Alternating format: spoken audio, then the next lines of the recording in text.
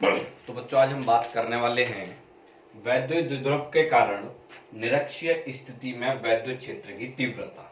ठीक है, निरक्षीय स्थिति का मतलब मैंने आप लोगों को पहले भी बताया था और मैं दोबारा बता दे रहा हूं।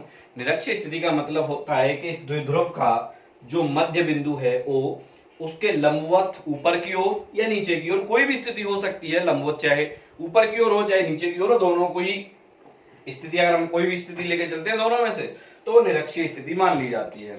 इस निरक्षीय स्थिति को एक और नाम दिया जाता है अनुप्रस्थ स्थिति। ठीक है, तो चाहे निरक्षीय स्थिति कहीं लिखा मिल जाए, चाहे हमें अनुप्रस्थ स्थिति लिखा मिल जाए, दोनों का मतलब वही है। अब इसमें हमें करना क्या है, देखो हम एक बार चित्र के सहारे समझ लेते हैं क्या चीज है। हमारे पास कोई भी वैद्युत द्विध्रुव ए बी है जिसके माइनस क्यू प्लस क्यू रखा गया है, मध्य बिंदु ओ है, इस मध्य बिंदु से निरक्षीय स्थिति में पी पॉइंट पर पी पॉइंट है जिसकी दूरी आर है, और दोनों के बीच में एल एल, तो टोटल ये हमारा जो है ए से लेकर के बी तक की जो दूरी होगी वो कितनी बन जाती है, इसका जैसे कंडीशन पहले हमने माना था 2l।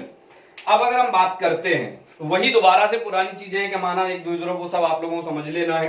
अब इसमें अगर हम आगे की बात करते हैं तो बात यह है कि अब देखो इसमें हमें कंडीशन जो हमने लिखी है वो ये लिखी है कि आवेश हमारे पास जो है वो एक ए पर रखा गया, एक बी पर रखा गया, मतलब एक माइनस क्यू है, एक प्लस क्यू है। तो दोबारा से वही कंडीशन है। ठीक है, कंडीशन क्या है कि हमें द्विध्रुव पर जो आवेश रखा गया है इसके कारण इस पी पॉइंट पर निकालना है।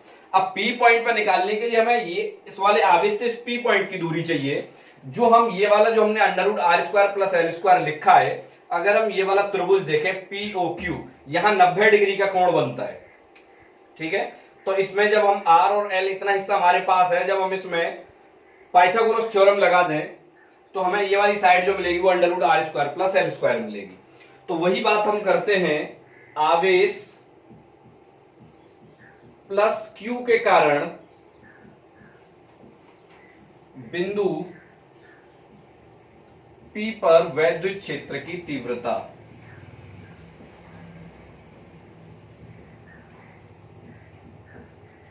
ठीक है, तो वही फॉर्मूला जब हम लगाएंगे, हमने इसको E1 मान लिया है, तो E1 बराबर जो क्या हो जाएगा 1/4 पाई Q अपॉन, अब ये जो दूरी है, दूरी कितनी है under root R square plus L square, तो हम under root R square plus L square लिखेंगे, इसका स्क्वायर होता था।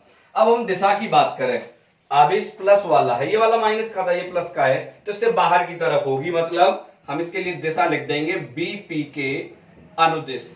जब इस कंडीशन में हमारी बात हो रही है, हमारे पास मिल गया आवेश जो है प्लस क्यू के कारण, ये पहली इक्वेशन हो गई। अब दूसरे आवेश के कारण बात करते हैं, तो दूसरा क्या हमारे पास, आवेश माइनस क्यू के कारण बिंदु P पर वैद्युत क्षेत्र की तीव्रता। ठीक है, तो उसके लिए E2 बात करते हैं। जब हम E2 के बारे में बात करते हैं तो E2 जो हमें मिलने वाला है वो है 1/4 pi Q upon under root R square plus L square. ये हमारे पास सेकंड, इसके लिए जो दिशा बनेगी वो बनेगी पी ए के अनुदिश, मतलब P से A की तरफ। अगर हम E1 और E2 को लेकर के बात करें कि E1 और E2 क्या चीज है यहाँ पे, या वैल्यूज को लेकर, देखो E1 और E2 की वैल्यू हम देखेंगे दोनों बिल्कुल एग्जैक्ट सेम है। तो E1 तथा E2 तीव्रताएं एक दूसरे से परिमाण में समान है,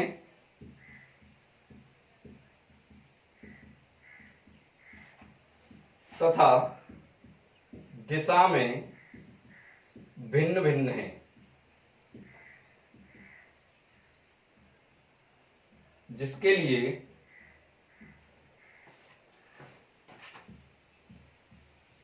दोनों तीव्रताओं को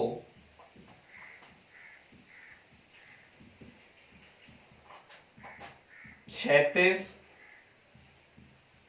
व लंबवत घटकों में वियोजित करते हैं। जो सदिश वाली कंडीशन थी कि हम उसमें वियोजित कर लेते हैं। वियोजित करने की वजह वो यही बनी कि इसमें जो हमें E1 और E2 की जो वैल्यूज मिली, E1 और E2 की जो वैल्यूज हमें मिली इसमें, वो बिल्कुल एग्जैक्ट परिमाण में, अगर हम मैग्नीट्यूड में एक दूसरे के दोनों बराबर थी। जब दोनों वैल्यूज बराबर मिली तो अब हम उनको अगर जोड़ने की या घटाने की कोशिश करें दिशा के हिसाब से, तो हमें कुछ देखने को नहीं मिल रहा है, क्योंकि इसकी दिशा इस दिशा में ऊपर की तरफ थी, इसकी नीचे की तरफ थी, तो बात कुछ बन नहीं रही थी। इसकी वजह से हमें क्या करना पड़ा कि नेट ई जो निकालने के लिए, जो परिणामी वैद्युत क्षेत्र की तीव्रता जो होगी, उसको निकालने के लिए हमें E1 और E2 को जो है वो सदस्य जो है घटकों में वियोजित करना पड़ता है। वो करने के बाद अब अगर हम इसमें वियोजन जब देखते हैं तो इधर मिलता है हमें E1 cos थीटा, सॉरी लंबवत घटक बनेगा हमारा, ये बनेगा E1 sin थीटा, और ये बनेगा हमारा इधर साइड में E2 sin थीटा। इधर साइड में हमारे जो है दोनों बन जाएंगे, E1 cos थीटा भी हमें इधर ही साइड में मिलने वाला है, E2 cos थीटा भी हमें इधर ही साइड में मिलने वाला है। ठीक है, जब हम इस चीज को लेकर के आगे बात करते हैं तो इसमें जब हम देखेंगे कि लंबवत घटक और क्षैतिज घटक, लंबवत घटक कौन कौन से हमारे, साइन थीटा वाले। ठीक है, तो वो दोनों एक दूसरे के विपरीत स्थिति में है, तो हम उसके लिए लिखेंगे लंबवत घटक E1 sin थीटा और E2 sin थीटा परिमाण में समान तथा दिशा में एक दूसरे के विपरीत हैं, जिसके कारण एक दूसरे को निरस्त कर देते हैं, एक दूसरे को निरस्त कर देते हैं। ठीक है, तो अब हमारे पास क्षैतिज घटक की बात बचती है। तो क्षैतिज घटक हमारे पास कौन कौन से थे, एक है हमारे पास क्षैतिज घटक E1 cos थीटा व E2 cos थीटा, जो एक ही दिशा में है। ठीक है, तो नेट E की जो वैल्यू बनेगी वो बनेगी E1 cos थीटा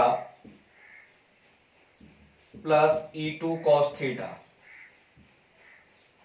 अब E1 E2 पहले से बराबर थे, तो E1 E2 जो कुछ भी रख दो बात बराबर मिलेगी, तो हम क्या लिख सकते हैं, अंडर E बराबर 2E1 cos थीटा। ठीक है, यहां तक समझ में आने का मतलब ये है कि हमारे पास दो तीन बातें हुई हैं। E1 E2 की वजह से निकाला है, हमें दोनों के परिमाण बराबर मिले, दिशा विपरीत मिली, परिमाण बराबर मिले, दिशा विपरीत मिली। इसके बाद हमने क्या किया, दोनों E1 और E2 को सदिशों में वियोजित किया। सदिश कौन कौन से, मतलब क्षैतिज घटक सदिश में और लंबवत घटक सदिश में। लंबवत घटक जो हमें मिले वो दोनों एक दूसरे के विपरीत मिले और परिमाण में बराबर मिलते हैं। इसकी वजह से जो एक दूसरे को निरस्त कर देते हैं, मतलब E1 sin थीटा और E2 sin थीटा का कोई प्रभाव नहीं होता है, और E1 cos थीटा और E2 cos थीटा दोनों एक ही दिशा में आ जाते हैं, जो हमें नेट प्रभाव दे रहे होते हैं। तो जिसकी वजह से हमने दोनों को एक ही दिशा में होने के कारण जोड़ दिया है। जब दोनों को एक ही दिशा में होने के कारण हमने जोड़ा है, तो हमें यहां जो मिला है वो E नेट जो हमें मिल रहा है वो क्या मिल रहा है, 2E1 cos थीटा। ठीक है, इसका अगला हिस्सा अगली वीडियो में।